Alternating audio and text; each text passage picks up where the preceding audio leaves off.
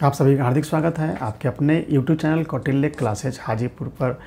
UPSC, BPSC और अन्य राज्य लोक सेवा आयोग के द्वारा ली जाने वाली परीक्षाओं में सामान्य अध्ययन की भूमिका काफ़ी महत्वपूर्ण होती है। इसके साथ ही विभिन्न राज्यों के कर्मचारी चयन आयोग और दरोगा भर्ती परीक्षा, सिपाही भर्ती परीक्षा के साथ साथ अन्य परीक्षाओं में सामान्य अध्ययन की भूमिका काफ़ी महत्वपूर्ण होती है।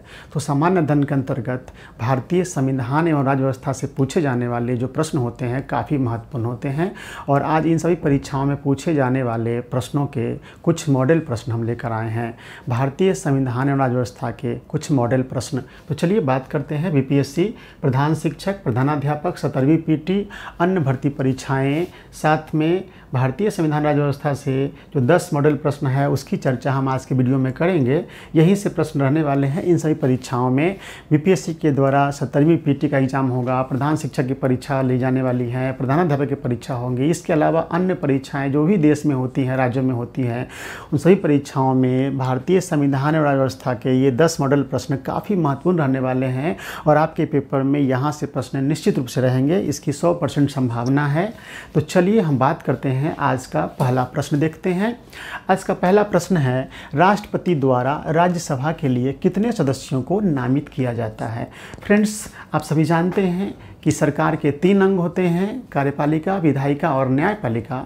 और केंद्रीय विधायिका को हम लोग संसद कहते हैं। तो केंद्रीय विधायिका को हम संसद कहते हैं। यहाँ पूछा जा रहा है कि राष्ट्रपति द्वारा राज्यसभा के लिए कितने सदस्यों को नामित किया जाता है। फ्रेंड्स, संसद के 2 सदन होते हैं, लोकसभा और राज्यसभा। तो राज्यसभा के बारे में पूछ रहा है कि राष्ट्रपति द्वारा राज्यसभा के कितने सदस्यों को मनोनीत किया जाता है। ऑप्शन है 8, बी में है 10, सी में है 12, डी में 14, ई में है उपयुक्त में से कोई नहीं और उपयुक्त में से 1 से अधिक। तो फ्रेंड्स, इसका सही उत्तर हो जाएगा 12। इसका सही उत्तर क्या हो जाएगा? 12। यानी राष्ट्रपति आपको राज्यसभा में 12 सदस्यों को मनोनीत करते हैं।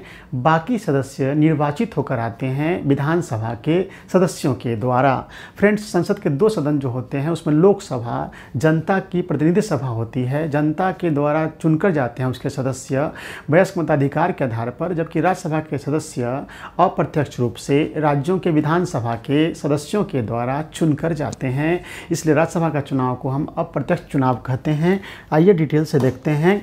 राज्यसभा को संसद का द्वितीय सदन कहते हैं, उच्च सदन भी कहा जाता है और यह राज्यों और संघ राज्य क्षेत्रों का प्रतिनिधित्व करते हैं। इसके गठन का प्रावधान है अनुच्छेद 80 में। अधिकतम सदस्य इसके होते हैं राज्यसभा के 250, जिसमें से 238 होते हैं निर्वाचित। क्या होते हैं? निर्वाचित। और आपको निर्वाचित 238 और 12 होते हैं मनोनीत।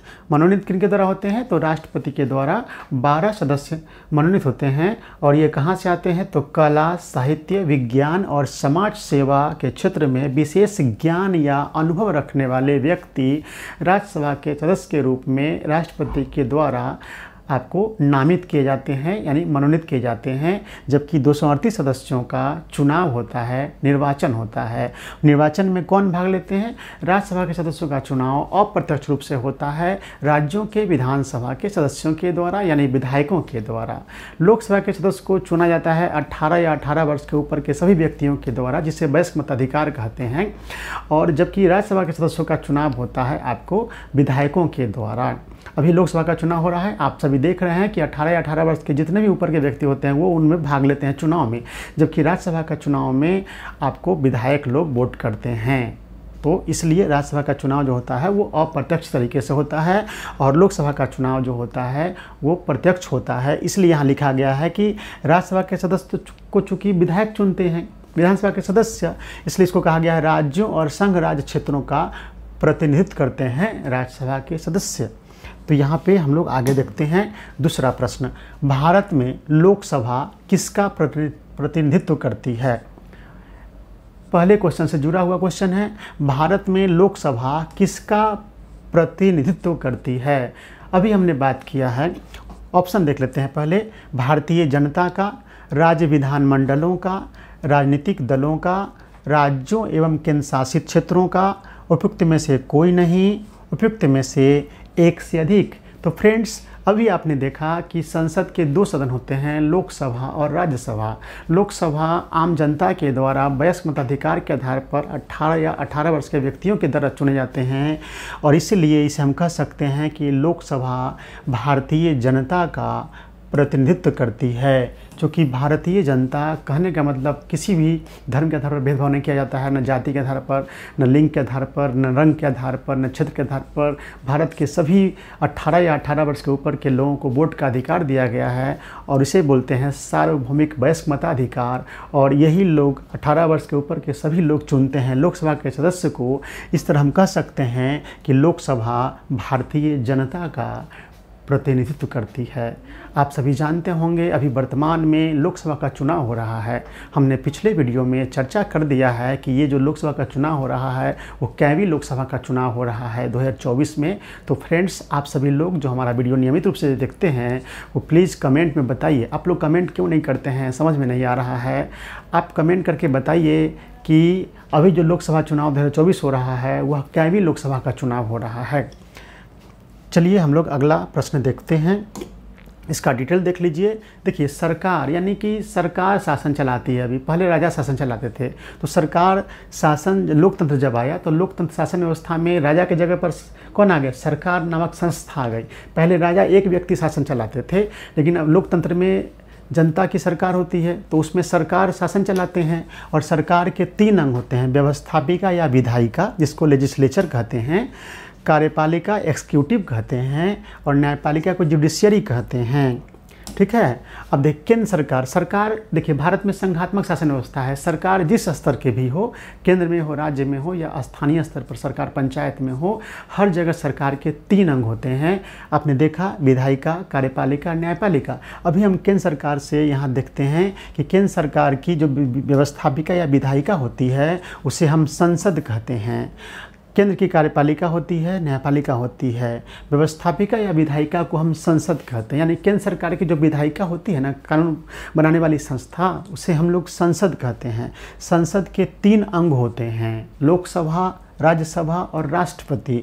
लोकसभा देखिए आम जनता यानी वयस्क मताधिकार यानी प्रत्यक्ष चुनाव होता है, जबकि राज्यसभा का चुनाव होता है विधानसभा के सदस्य के द्वारा। और इसलिए चूँकि जनता डायरेक्ट राज्यसभा के सदस्यों के चुनाव में भाग नहीं लेती है, इसलिए चूँकि राज्यसभा के सदस्यों का चुनाव विधानसभा के सदस्य यानी विधायक करते हैं, इसलिए हम इसके चुनाव को अप्रत्यक्ष कहते हैं। तो यहाँ पे जान गए, प्रत्यक्ष चुनाव वो ऐसा सभी चुनाव जिसमें सभी 18 या 18 वर्ष के ऊपर के लोग वोट करते हों और वैसे सदस्य को चुनते हों, जिसमें ये सभी लोग वोट करते हैं, सार्वभौमिक वयस्क मताधिकार के आधार पर वोट करते हों, उसे बोला जाता है प्रत्यक्ष चुनाव। और जिस चुनाव में भी डायरेक्ट सभी जनता भाग नहीं लेती है, 18 वर्ष के ऊपर के लोग, आम जनता भाग नहीं लेती है, और जनता के प्रतिनिधि किसी सदस्य को चुनते हैं, तो उस चुनाव को बोलते हैं अप्रत्यक्ष चुनाव। यहाँ देख सकते हैं राज्यसभा के सदस्यों का चुनाव डायरेक्ट जनता नहीं करती है, राज्यों के विधानसभा के सदस्य को जनता चुनती है और वो चुनते हैं राज्यसभा के सदस्य को। इसलिए राज्यसभा के सदस्यों का चुनाव जो होता है वो अप्रत्यक्ष कहलाता है। समझ गए?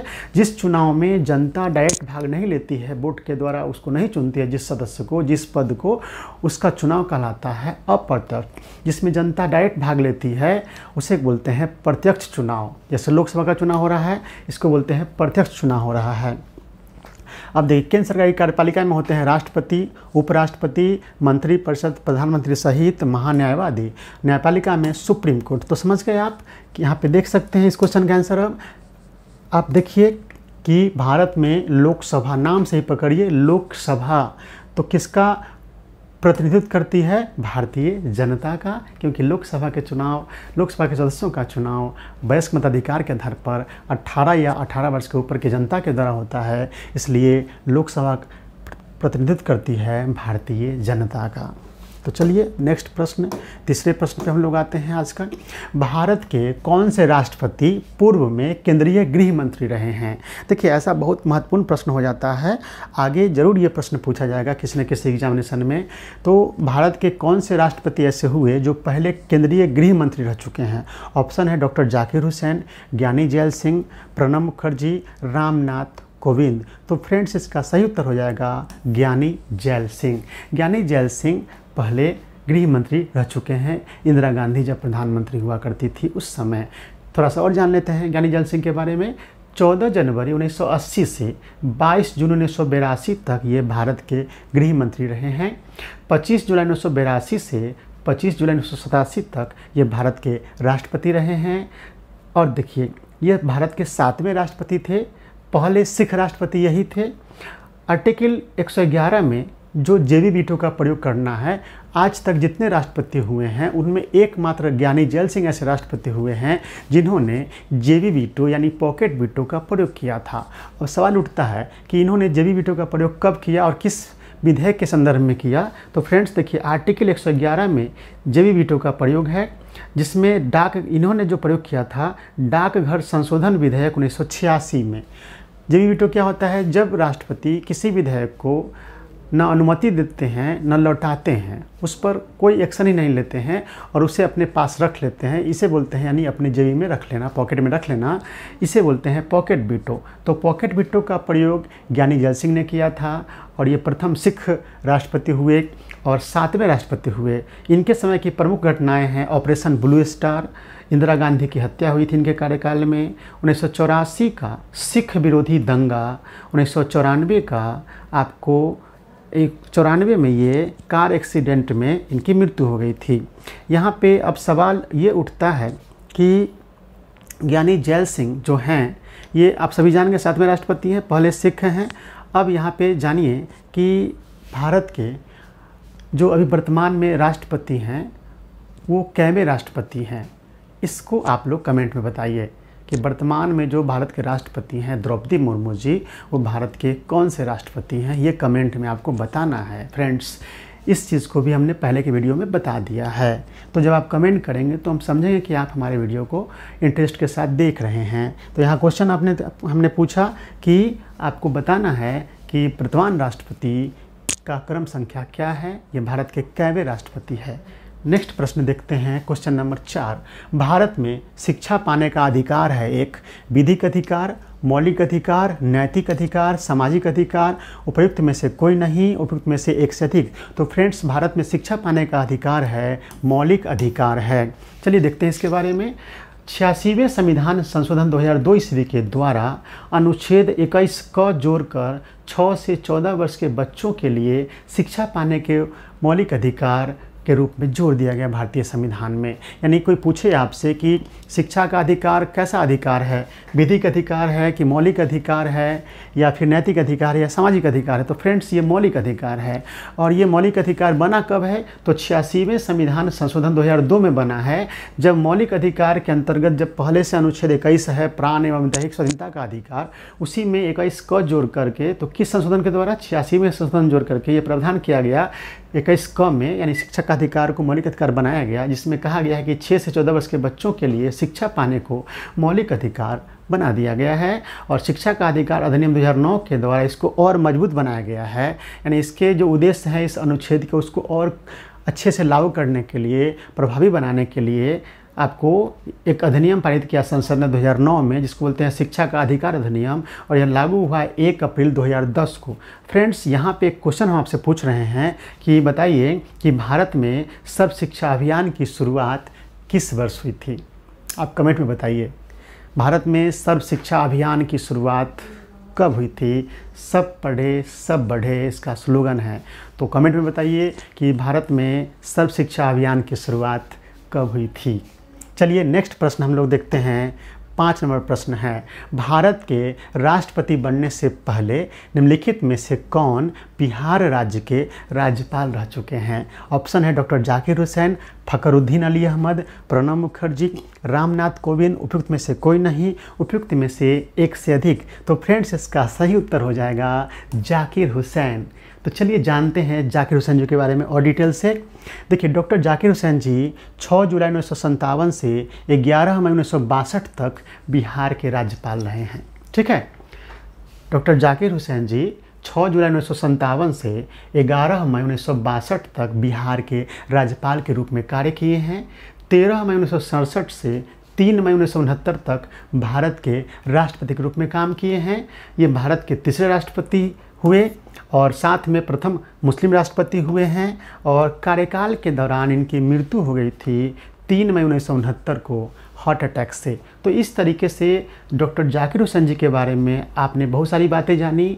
तो प्रथम मुस्लिम राष्ट्रपति डॉक्टर जाकिर हुसैन जो बिहार के राज्यपाल भी रह चुके हैं। आज ही के वीडियो में आपने जाना कि प्रथम सिख राष्ट्रपति कौन बने थे। तो चलिए अब हम इस पे प्रश्न एक पूछना चाहेंगे आपसे। हम एक प्रश्न ये पूछना चाहेंगे कि बताइए कि ये आपको जाकिर हुसैन जी बिहार के राज्यपाल रह चुके थे राष्ट्रपति बनने से पहले। तो एक और ऐसे राज्यपाल का नाम, एक और ऐसे राष्ट्रपति का नाम बताइए जो राष्ट्रपति बनने से पहले बिहार के राज्यपाल रह चुके हैं। उस व्यक्ति का, उनका नाम बताइए। मतलब कहने का मतलब है ऐसे व्यक्ति का नाम बताइए उनका जो वो राष्ट्रपति बनने से पहले बिहार के महामहिम राज्यपाल के रूप में वो काम कर चुके हैं और उनका कार्यकाल काफ़ी अच्छा रहा था। तो ऐसे महान इंसान का नाम बताइए जो, जाकिर हुसैन तो बिहार के राज्यपाल थे ही राष्ट्रपति बनने से पहले, एक और ऐसे महान व्यक्ति का नाम बताइए जो राष्ट्रपति बनने से पहले बिहार के राज्यपाल के रूप में काम कर चुके हैं। ये कमेंट में बताना है, उनका नाम लिखना है आपको, ठीक है। तो उनका नाम लिखिए, काफ़ी महान व्यक्ति हैं और उनके बारे में, उनकी जीवनी को जानिए, कैसे वो अपने बचपन की कहानी बताए थे। एक बार जब वो पढ़ाई करते थे तो बचपन में गरीबी से उनके घर में छत से पानी टपकता था और उस स्थिति में वो पढ़ाई करके भारत के सर्वोच्च पद को सुशोभित किए हैं। तो ऐसे महान व्यक्ति का नाम बताइए जो राष्ट्रपति बनने से पहले बिहार के राज्यपाल थे। एक तो जान गए हैं आप जाकिर हुसैन जी को, एक और नाम बताना है आपको, कमेंट बॉक्स में बताइए। प्लीज़ आप सब लोग कनेक्ट कीजिए क्लास से, वीडियो से आप बताइए, कमेंट कीजिए, आप खोजिए, जानिए कि ऐसे कौन एक और राज्यपाल हुए जो भारत के सर्वोच्च पद को सुशोभित किए हैं। वैसे महान व्यक्ति का नाम बताइए। चलिए तो अगला प्रश्न हम लोग देखते हैं। पटना उच्च न्यायालय की स्थापना कब की गई थी? ऑप्शन है 1916 ईस्वी, 1917 ईस्वी, 1918 ईस्वी, 1921 ईस्वी। उपयुक्त में से कोई नहीं, उपयुक्त में से एक से अधिक। तो फ्रेंड्स इसका सही उत्तर हो जाएगा 1916 ईस्वी। पटना उच्च न्यायालय की स्थापना 1916 ईस्वी में हुई थी। डिटेल थोड़ा जान लेते हैं। पटना उच्च न्यायालय की स्थापना 9 फरवरी 1916 ईस्वी को हुई थी। पटना उच्च न्यायालय के प्रथम मुख्य न्यायाधीश थे एडवर्ड मेनार्ड डेस चैम्प्स चैमियर, ठीक है ना, एडवर्ड मेनार्ड डेस चैम्प्स चैमियर, ठीक है। अब देखिए पटना हाई कोर्ट की पहली महिला मुख्य न्यायाधीश के बारे में जान लीजिए। पटना उच्च न्यायालय की पहली महिला मुख्य न्यायाधीश थी न्यायमूर्ति रेखा दोषित, ठीक है। अब एक प्रश्न यहाँ पे है, अब एक और जान लीजिए। वर्तमान में जो पटना उच्च न्यायालय के मुख्य न्यायाधीश हैं उनका नाम है के विनोद चंद्रन जी और ये 26 फरवरी 2025 को रिटायर होंगे। यानी 26 फरवरी 2025 तक आपको पटना उच्च न्यायालय के न्यायाधीश के बारे में अगर क्वेश्चन पूछा जाता है तो ये ध्यान रखिएगा के विनोद चंद्रन। पटना उच्च न्यायालय की प्रथम महिला मुख्य न्यायाधीश का नाम हो गया न्यायमूर्ति रेखा दोषित। अब एक प्रश्न आपसे पूछते हैं, वो कमेंट बॉक्स में बताइएगा कि हाई कोर्ट के न्यायाधीशों की संख्या कितनी होगी? यानी हाई कोर्ट के न्यायाधीशों की संख्या निर्धारित करने का अधिकार किनके पास है? यानी हाई कोर्ट के न्यायाधीशों की संख्या कितनी होगी, यह कौन तय करता है? संसद या राष्ट्रपति? ऑप्शन भी दे रहे हैं आप यहाँ पे, संसद या राष्ट्रपति। तो कमेंट बॉक्स में बताइए कि किसी भी हाई कोर्ट के न्यायाधीशों की संख्या निर्धारित करने का अधिकार किन को है, संसद को है या राष्ट्रपति जी को है। चलिए नेक्स्ट प्रश्न की तरफ। 7 नंबर प्रश्न है, निम्नलिखित में से किस वाद में, वाद मतलब क्या होता है, मुकदमा या केस या मामला, किस केस में सर्वोच्च न्यायालय ने भारतीय संविधान के मूल ढांचे का सिद्धांत प्रतिपादित किया था? ऑप्शन है मेनका गांधी, गोलकनाथ, ए.के. गोपालन, केशवानंद भारती। उपयुक्त में से कोई नहीं, उपयुक्त में से एक से अधिक। फ्रेंड्स इस प्रश्न का तो मैं कई बार एनालिसिस कर चुका हूँ, आज बस इतना ही बताऊंगा कि इसका आंसर हो जाएगा केशवानंद भारती बनाम केरल राज्य का मामला हुआ था 1973 में। केशवानंद भारती बनाम केरल राज्य का मामला हुआ था 1973 में। केशवानंद भारती बनाम केरल राज्य का मामला 1973 में जो हुआ था, उसी में सुप्रीम कोर्ट की सबसे बड़ी पीठ आज तक बैठी थी। पीठ मतलब क्या होता है? किसी भी महत्वपूर्ण मामले में आपको जब अधिक से अधिक जज बैठते हैं, इतना महत्वपूर्ण मामला होता है जिसमें एक जज से फैसला संभव नहीं होता है, ठीक ना, तो उसमें 3 या 5 या 7 या 9 इस तरीके से फैसला रहता है। आपको ओड नंबर रहता है ताकि फैसला होने में सुविधा हो, क्योंकि अगर आपको इवन नंबर से रहेंगे न्यायाधीश तो फिर टाई हो सकता है ना फैसला देते समय, इसलिए ओड नंबर संख्या में रखा जाता है। तो अब तक भारत में जितने भी मामले चले हैं उनमें सबसे अधिक पीठ यानी जजों की पीठ बैठी है केशवानंद भारती बनाम केरल राज्य मामले में। इसमें कुल 13 जज बैठे थे। अब तक की सबसे बड़ी पीठ कौन हो गई? आपको केशवानंद भारती बनाम केरल राज्य का मामला, केशवानंद भारती बनाम केरल राज्य का मामला, वही बाद यानी केस जिसमें सुप्रीम कोर्ट ने फैसला देते हुए संविधान के मूलभूत ढांचे का सिद्धांत प्रतिपादित किया था और बताया था कि संविधान में संशोधन करने की शक्ति संसद की है। ऐसी शक्ति है, ऐसी नहीं कि कुछ भी कर सकते हैं संसद, यानी सीमित है। शक्ति तो है संशोधन करने की, लेकिन असीमित नहीं है, सीमित है। सीमित किस मामले में है? कि मूलभूत ढांचे को संसद नष्ट नहीं कर सकती है। और चीज़ चेंज करे, मूलभूत ढांचे को चेंज नहीं कर सकती है संसद भी संविधान के। तो इसे बोलते हैं मूलभूत ढांचे का सिद्धांत या आधारभूत ढांचे का सिद्धांत। इसमें ये फैसला हो गया कि संसद संविधान में संशोधन कर सकती है, लेकिन उसकी एक सीमा है, मूलभूत ढांचे में संशोधन नहीं कर सकती है। और सुप्रीम कोर्ट ने इस केस में फैसला देते हुए केशवानंद भारती बनाम केरल राज्य में, जिसमें आधारभूत ढांचे का सिद्धांत प्रतिपादित किए थे, इसमें फैसला देते कहा कि संसद की शक्ति सीमित है, ठीक है, और वह कुछ भी संशोधन नहीं कर सकती, यानी मूलभूत ढांचे को नष्ट नहीं कर सकती है। और यह अब तक की सबसे बड़ी पीठ 13 जजों की पीठ थी, ठीक ना। तो ये ध्यान रखना है। बार बार एग्जाम में क्वेश्चन पूछता है कि आधारभूत ढांचा का सिद्धांत किसके द्वारा प्रतिपादित किया गया था? तो भारतीय संविधान के मूल ढांचे का सिद्धांत प्रतिपादित किया गया था किस केस में?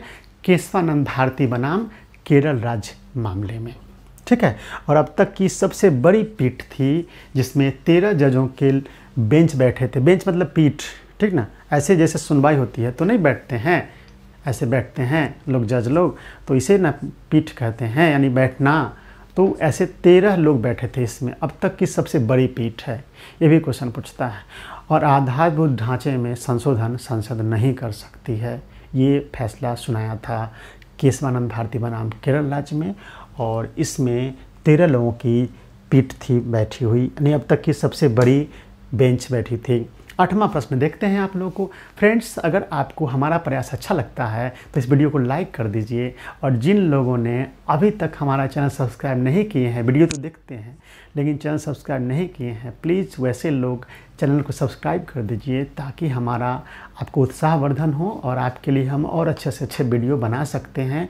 इसके लिए आपका सपोर्ट चाहिए हमें। आपके लिए तो हम मेहनत कर रहे हैं, आप भी मेरे लिए कुछ कीजिए। और करना क्या है, ऐसे ऐसे चैनल बहुत सारे आप सब्सक्राइब करके रखे हैं और इतने महत्वपूर्ण चीज़ बता रहे हैं, इतने महत्वपूर्ण बातों पे हम चर्चा करते हैं वीडियो में, तो आप मेरे चैनल को सब्सक्राइब करिए, ठीक ना। आप चैनल को सब्सक्राइब कर दीजिए और ये वीडियो अच्छा लगता हो तो लाइक कर दीजिए। इसी तरह के वीडियो और आपको मिलते रहेंगे। भारतीय संविधान में राज्य के नीति निर्देशक सिद्धांतों को शामिल करने के पीछे मुख्य उद्देश्य क्या था? ऑप्शन है सरकार के निरंकुश कार्यों पर नियंत्रण रखना, नागरिकों के विकास के लिए सर्वोत्तम अवसर प्रदान करना, लोक कल्याणकारी राज्य की स्थापना करना और उत्तरदायी शासन स्थापित करना। उपयुक्त में से कोई नहीं, उपयुक्त में से एक से अधिक। तो फ्रेंड्स, इसका सही उत्तर हो जाएगा लोक कल्याणकारी राज्य की स्थापना करना, ठीक है। और ये चीज़ सबसे महत्वपूर्ण इसलिए है कि राज्य के नीति निर्देशक तत्व भारतीय संविधान के भाग 4 में आपको अनुच्छेद 36 51 में इसमें जितनी बातें कही गई हैं, अगर इसे सरकार इसे कर देती है पूरा, यानी जितना ज़्यादा पूरा करेगी उतना ज़्यादा लोक कल्याणकारी राज्य की स्थापना होगी। इसमें राज्य को कहा गया है कि ये प्रयास कीजिए आप 36 से 51 तक जितनी बातें कही गई है ना, वो राज्य को यानी सरकार को कहा गया है कि आप प्रयास कीजिए। प्रयास करने के लिए क्यों कहा गया? तो जब संविधान हमारा लागू हो रहा था उस समय हमारे देश की सरकार की स्थिति उतनी अच्छी नहीं थी, उतनी आर्थिक स्थिति अच्छी नहीं थी, क्योंकि अंग्रेज तुरंत यहाँ से गए थे और देश को कंगाल बना के गए थे, देश के संसाधन को लूट चुके थे। तो इसलिए इसको मैंडेटरी नहीं बनाया गया था, यानी कि आवश्यक नहीं बनाया गया था, अनिवार्य नहीं बनाया गया था। तो राज्यों के ऊपर छोड़ दिया गया था कि अगर आपके पास संसाधन है तो इन सभी चीज़ों के यानी 36 से 51 तक में जो बातें कही गई है, निर्देश दिया गया है, उसको करने के लिए कर्तव्य के रूप में सरकार का कर्तव्य है। तो सरकार के पास अगर संसाधन है तो इन सबको पूरा कर दे, और अगर पूरा कर देगी सरकार उन चीज़ों को 36 से 51 तक में जितना ज़्यादा पूरा करेगी उतना ज़्यादा लोक कल्याणकारी राज्य की स्थापना होगी भारत में। तो राज्य के नीति निर्देशक तत्व के सिद्धांतों को शामिल करने के पीछे मुख्य उद्देश्य क्या था? तो लोक कल्याणकारी राज्य की स्थापना करना, यानी राज्य के नीति निर्देशक तत्व को जो भी सरकार लागू करेगी ज़्यादा से ज़्यादा वह कहलाएगा ये लोक कल्याणकारी सरकार, लोक कल्याणकारी राज्य की स्थापना का मार्ग प्रशस्त होगा। फ्रेंड्स, अब चलते हैं 9वें प्रश्न पर। निम्नलिखित में से कौन सा संविधान की 7वीं अनुसूची की राज्य सूची का विषय है? लोक स्वास्थ्य, स्वच्छता, अस्पताल और औषधालय, मत्स्यिकी, कृषि आय पर कर, शिक्षा, उपयुक्त में से कोई नहीं। तो फ्रेंड्स, इसका उत्तर हो जाएगा ई। इसलिए कि ए भी है राज्य सूची का, बी भी है, सी भी है, डी है आपको समवर्ती सूची में। तो इस तरीके से 1, 2, ए, बी, सी तीनों आता है 7वीं अनुसूची की राज्य सूची में, इसलिए इसका उत्तर हो जाएगा ई। थोड़ा सा डिटेल देखिए।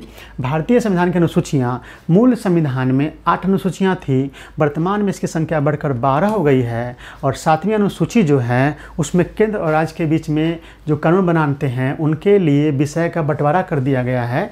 तो उसके लिए 3 लिस्ट बना दिए गए हैं। किस अनुसूची में? 7वीं अनुसूची में 3 गो लिस्ट है। उसमें पहला लिस्ट क्या है? सूची 1 को बोलते हैं संघ सूची, और सूची 2 को बोलते हैं राज्य सूची, और सूची 3 को बोलते हैं समवर्ती सूची। देखिए, संघ सूची जो है उस पर कानून बनाएगी केंद्र सरकार, राज्य सूची पर बनाएगी कानून राज्य सरकार, और समवर्ती में कानून बनाएगी दोनों सरकारें। लेकिन दोनों सरकारें जब बनाएंगी तो विवाद हो जाएगा, तो वहाँ पे केंद्र सरकार का कानून लागू होगा। केंद्र को मजबूत बनाया गया है भारतीय संविधान में, व्यवस्था में। और संघ सूची में मूल रूप से 97 विषय थे, वर्तमान में इसमें विषय की संख्या 98 हो गई है। राज्य सूची में मूल रूप से 66 विषय थे, इसकी विषय की संख्या घट के 59 हो गई है। और समवर्ती सूची में मूल रूप से 47 विषय थे, वर्तमान में इसमें 52 विषय हो चुके हैं। तो फ्रेंड्स, हम अब देखते हैं अगला प्रश्न, और आज का अंतिम प्रश्न देखते हैं 10वां प्रश्न। 10वां प्रश्न है, बिहार राज्य में पंचायती राज संस्थाओं के कितने स्थान महिलाओं के लिए आरक्षित है? देखो फ्रेंड्स, बिहार भारत का ऐसा पहला राज्य था जिसने स्थानीय स्वशासन में महिलाओं को 50% आरक्षण दिया था। बिहार ने पूरे देश को एक रास्ता दिखाया था महिलाओं के सशक्तिकरण के लिए। नीतीश कुमार जी 2005 में मुख्यमंत्री बने थे। ऐसे पहली बार मुख्यमंत्री नीतीश कुमार जी कब बने थे, आप इसको कमेंट में बताइए। मुख्यमंत्री नीतीश कुमार जी हाल में, आप सभी जानते होंगे, 29 जनवरी 2024 को 9वीं बार मुख्यमंत्री के पद की शपथ लिए थे। तो मैं यहाँ पूछ रहा हूँ कि मुख्यमंत्री नीतीश कुमार जी पहली बार मुख्यमंत्री किस वर्ष लिए थे? ठीक है ना। फिर 2005 में बने थे, तो 2005 में जब मुख्यमंत्री बने थे ना, तो बस 2006 में अगला साल एक ऐतिहासिक फैसला लिए थे जिसमें पंचायती राज संस्थाओं यानी पहला राज्य स्थानीय निकायों में महिलाओं को 50% आरक्षण देने वाला बिहार भारत का पहला राज्य बना था। वर्ष 2006 में बिहार ने स्थानीय निकायों में यानी पंचायती राज संस्थाओं में महिलाओं को 50% आरक्षण दिया था, और यह भारत का ऐसा करने वाला पहला राज्य बन गया था। तो इस तरीके से फ्रेंड्स, हमने अभी 10 प्रश्न को देखा। ये 10 प्रश्न काफ़ी महत्वपूर्ण है। ये 10 प्रश्न नहीं, अगर सभी चीज़ को मिला देंगे, डिटेल जो हम बताए हैं, सभी जो चर्चा किए हैं, तो ऐसे 100 प्रश्न बन सकते हैं इस पर। और इन सभी वीडियो को आप देखिए, प्रश्नों को देखिए, इसका आंसर देखिए, डिटेल में जो बताएं उस पर चर्चा कीजिए, देखिए। ये ऐसे प्रश्न भविष्य में आपके एग्जामिनेशन में देखने को मिलेंगे। बीपीएससी के द्वारा 2024 में 70वीं पीटी एग्जामिनेशन होंगे, प्रधान शिक्षक की परीक्षा होगी, प्रधानाध्यापक की परीक्षा होने वाली है। इसके अलावे जुडिशियल सर्विसेज की परीक्षाएं ली जाती है बीपीएससी के द्वारा। इसके अलावे बिहार एसएससी के इंटर लेवल के एग्जामिनेशन होने वाले हैं। बिहार सिपाही के एग्जामिनेशन के डेट घोषित हो चुके हैं 11 अगस्त से। तो इस तरीके से बिहार दरोगा का एग्जामिनेशन होंगे बड़े पैमाने पर चुनाव के बाद। तो इन सभी परीक्षाओं में सामान्य अध्ययन के प्रश्नों के अंतर्गत भारतीय संविधान और राज्य व्यवस्था के प्रश्न पूछे जाते हैं। उनके लिए आज के इस वीडियो में हमने 10 मॉडल प्रश्न की चर्चा की है। और मॉडल प्रश्न ऐसा जो इन्हीं में से बहुत सारे प्रश्न आपको देखने को मिलेंगे, चाहे डिस्कशन किए हुए टॉपिक में से आए या डायरेक्ट हूबहू प्रश्न में से आ जाए या इसी में से किसी और ऑप्शन से आ जाए। ऐसे प्रश्न आपको एग्जामिनेशन में देखने को मिलेंगे ही मिलेंगे फ्रेंड्स। तो इस तरीके से आप सभी हमारे वीडियो को देखिए, वीडियो को लाइक कीजिए और जिन लोगों ने चैनल सब्सक्राइब नहीं किया है वो सब्सक्राइब कर लीजिए। अभी अभी सीबीएसई बोर्ड का इंटर का रिजल्ट आया है, बिहार बोर्ड का इंटर का रिजल्ट आ चुका है। तो इंटरमीडिएट के बाद जिन बच्चों को मेडिकल और इंजीनियरिंग के क्षेत्र में नहीं जाना है और आईएएस या बीपीएससी की परीक्षा पास करनी है या बिहार एसआई बनना हो यानी किसी राज्य में दरोगा बनना हो, तो ऐसे सभी स्टूडेंट जिन्होंने अभी इंटर की परीक्षा पास की है वो हमारे चैनल से जुड़ जाइए, बहुत फायदे करेंगे।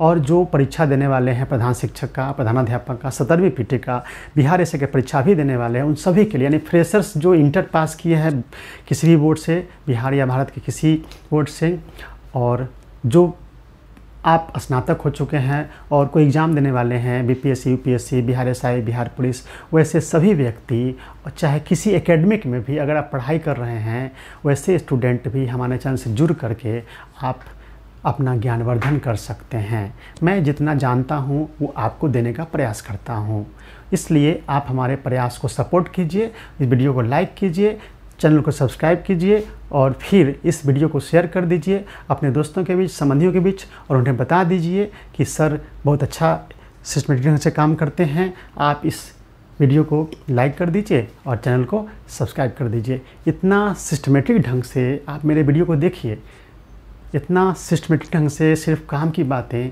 करने वाला यह चैनल है। कौटिल्य क्लासेज हाजीपुर नाम से यूट्यूब चैनल है।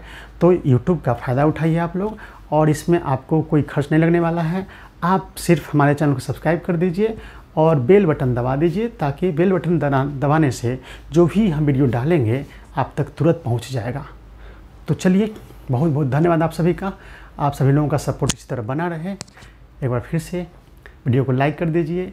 जिन लोगों ने अब तक चैनल सब्सक्राइब नहीं किया वो सब्सक्राइब कर दीजिए और इस वीडियो को शेयर कर दीजिए, ताकि आपके सगे संबंधी, मित्र या शुभचिंतक भी हमारे चैनल से जुड़ करके अपने जीवन को आगे सफल बनाएं। बहुत बहुत धन्यवाद। मिलते हैं अगले वीडियो में।